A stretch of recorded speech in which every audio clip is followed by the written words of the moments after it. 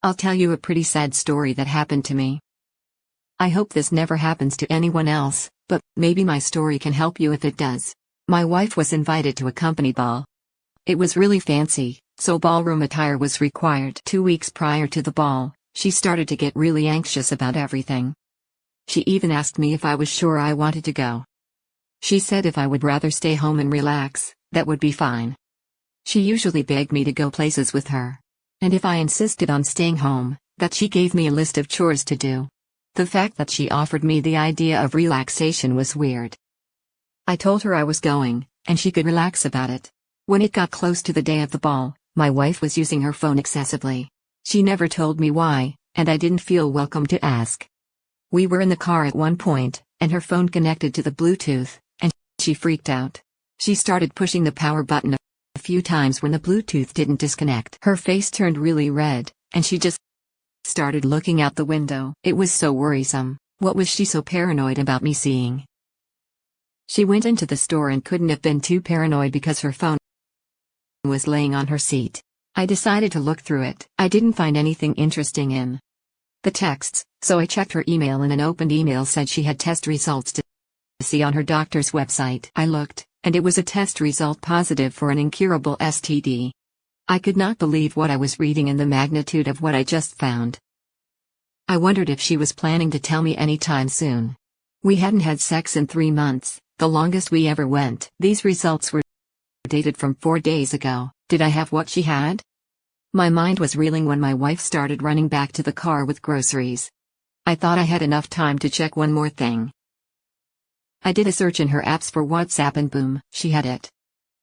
I opened it and saw a string of texts to a man named Michael. The only Michael I knew she was associated with was her boss.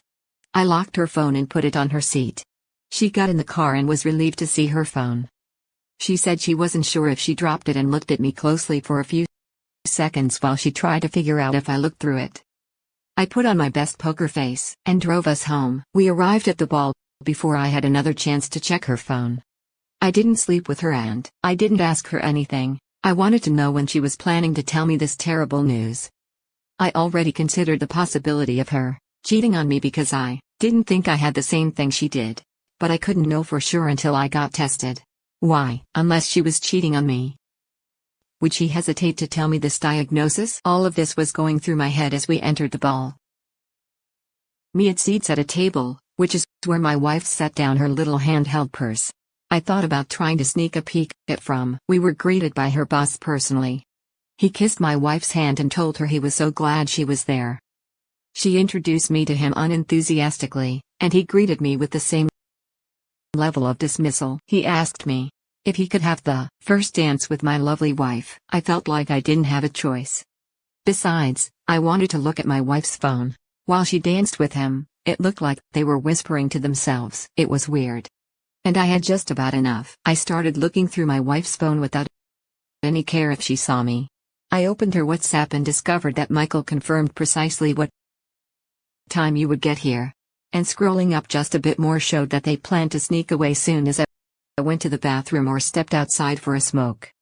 I looked up at them in shock. They were at the bar getting drinks now.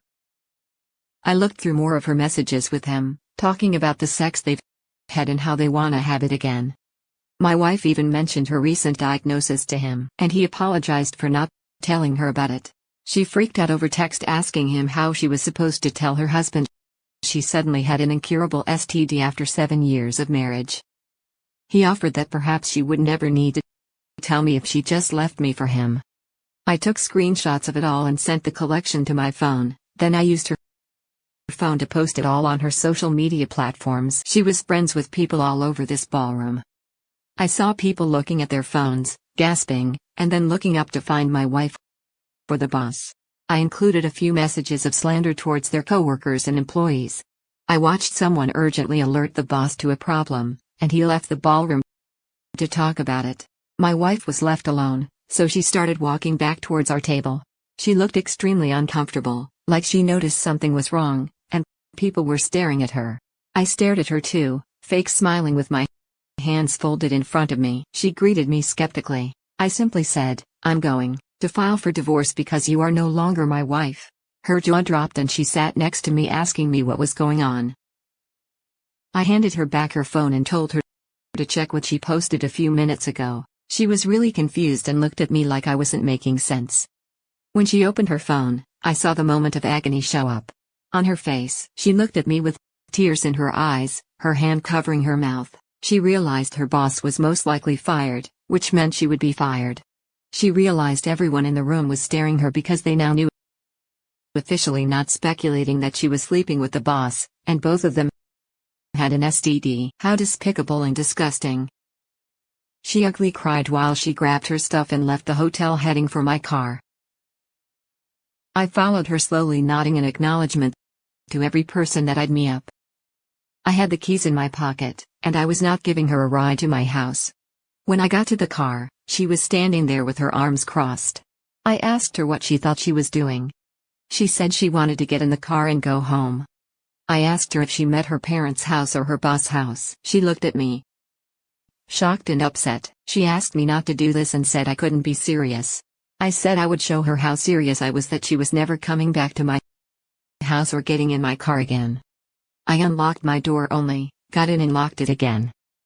She was screaming at me to let her in, but it quickly turned to desperate sobbing. A crowd gathered outside the hotel, watching us by her car. They all knew she was the one sleeping with the boss. She was the one with the STD. She gave up on trying to get in the car with me, and opted for sprinting into the woods lining the parking lot. I drove home. I didn't care what happened to her anymore. I scheduled a doctor's appointment the next day. It was 3 days later that I got back my test results, which thankfully said I was clean. I also heard my ex's boss was fired. As soon as her boss got an opportunity to sneak away from the intense scrutiny he faced, he packed his bags and left. On the way, he stopped to pick up my ex. They haven't returned to town since then. I put all my ex's belongings outside between 2 tarps. That was more consideration than she ever gave me. However, she never returned for it. My most helpful support through the breakup was my dog. Also heard my ex was dumped by Michael after 5 months. Wow, OP. What a glamorous place to discover the disturbing secrets your wife hid from you. It was lucky that she put down her phone so you could post their infidelity and shameful behavior to everyone they associated with. It's so lucky you didn't sleep with her before discovering the truth. It's also lucky you weren't tricked into raising an affair child. She behaved like a succubus, probably choosing to sleep with her boss because he was wealthy. A woman that does this can never be trusted. She doesn't have the right values in life and probably never will unless she's humbled by the challenges of life. It sounds like she definitely went through some hardships brought on by her actions. I wish you nothing but the best of luck in life, OP. Now let's get into today's second story. My girlfriend, 22, had a job babysitting for this one really nice family we both knew from church. They were wealthy, so spending time in their house wasn't really a chore. To make things even better, their younger kids were really well behaved and went to sleep easily. She had me 25 come over a few times while she was babysitting and the kids were in bed. We never did the hokey pokey or anything, although it felt like we could have gotten away with it. This family had an older son named John. He was 18, but they didn't usually have him babysit because he was always up to something or at hockey practice. One time while she was babysitting, my girlfriend randomly stopped responding to my texts. I thought something was seriously wrong. She already told me the kids were asleep, but I guess there was a small chance one of them woke up again. I waited an hour and didn't hear anything. I decided to drive over there to check it out. At first, nothing appeared to be wrong. No flashing police lights or anything scary like that. I walked up the path to the front door and noticed an odd movement through the window. I cupped my hands around my face to see into the living room through a tiny gap in the blinds. I was shocked to see John having sex with my girlfriend. I turned away and tried to open the front door, but it was locked. Just then, a car pulled into the driveway in a hurry. It barely stopped before the door opened, and John's dad jumped out. I put my hands up instinctually, and said I just got here. John's dad paid me no mind at all. He just rushed to the front door and unlocked it in a hurry. He barged in, followed by John's mom, asking what the hell they thought they were doing. My girlfriend screamed and John yelled. His dad told him to get out of the house. He was not allowed to have unprotected premarital sex in their home, with his younger siblings asleep upstairs. He asked them how terrible it would have been if the kids came downstairs and found them having sex. He looked at my girlfriend, who had only managed to get her underwear back on, and told her she was supposed to be the responsible adult in the situation, and she failed miserably. It was then that my girlfriend noticed I was standing in the doorway. She burst into tears and put the rest of her clothes on. She apologized sincerely to John's dad, mom, and me before she got in her car and left. I realized I had no place there, now that my cheating girlfriend left the scene. Just as I was about to leave, John's mom followed me outside, closing the front door behind her to muffle the yelling between John and his dad. She apologized to me for what I was going through. She reminded me that the end of one relationship doesn't have to be the end of the world. I thanked her and asked how they knew what was happening at the house. She said they had a hidden camera in the living room that connected to their cell phones. They'd see me every time I was at their house. But since they knew I was a well-behaved man, they didn't mind me hanging out with my girlfriend. They actually felt their kids were safer when I was there too. I told my parents everything that happened. I lived on my own at this point, but I needed their support. They told me I didn't need to ever speak to my girlfriend again. She proved herself unfit to be a wife. Just then, she called me. She told me she would never make this mistake again. I believed her, but that didn't mean I wanted her back. I asked her why she did it and what happened. She just told me that after John came home, he started talking with her and after a while, asked point blank if she wanted to have sex. She gave in, not really thinking too hard about it. It hurt to hear that. How could she just not think about it? She gave in to her primal instincts with little resistance, assuming she wouldn't get caught. It was so unfair to me, her loving boyfriend. I was loyal to her, even when a woman from my job came on to me. Well, that phone call was all I needed to officially decide I wasn't going to stay with her anymore. I told her on the same phone call, "All right, well, it was nice knowing you, but her time together has come to an end. I wish you the best," and hung up. It wasn't very long until she tried to call me again, several times, but I never answered. John's parents had told my ex's parents in the church that they caught her having sex in their house while she was supposed to be babysitting. I didn't keep up with my ex since, but heard she moved out of town. Oh, P. I am so sorry you went through the worry and panic and found her girlfriend cheating.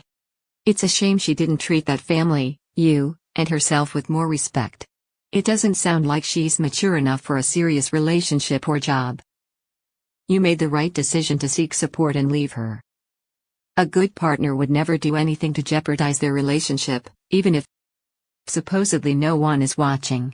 I wish you the best of luck going forward. Thank you all for taking the time to listen to today's stories. If you enjoyed listening, please feel free to like and subscribe if you haven't already. Also, comment below with your thoughts on what happened. Take care.